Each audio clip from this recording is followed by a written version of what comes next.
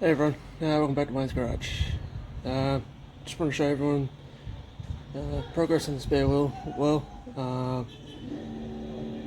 I've decided and I've looked into it and I've studied it. I'm not going to be able to get the lip at this moment as one section of metal. I will try it at another date, but at the moment what I've done, and I'll show you.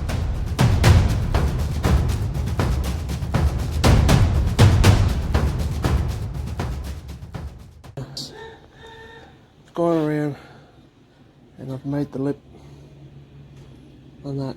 Now all I've got to do is fold this section down and hopefully there's enough metal there to weld to this section. But we'll just take you out and I'll show you.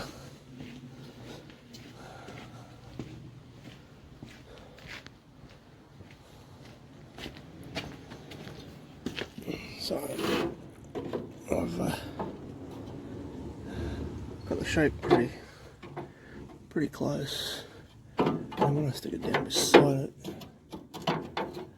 there is enough. It actually sits very close into how it should on this side. So, but yeah, so we're just gonna get that down, and yeah. Oh, and then I've noticed there is a little bit of a step here. It actually goes straight instead of coming straight down for the lip underneath. Sorry, lip underneath this area. So I'm going to fold that and then I'll weld in another section along the top. Here there's a bit of a, it's hard to tell, but tiny bit of a diamond shape in here and that, so I will see if I can shape that in and then still run the seam, but we'll see how that goes.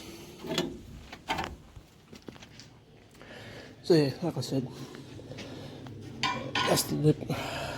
All I've got to do is I've measured this section, it's the same actual width and that as the original to each point of the lip, and that. So I'll look at seeing if I can use one of the dies on here to help roll that around somehow, and then flatten it out a little bit.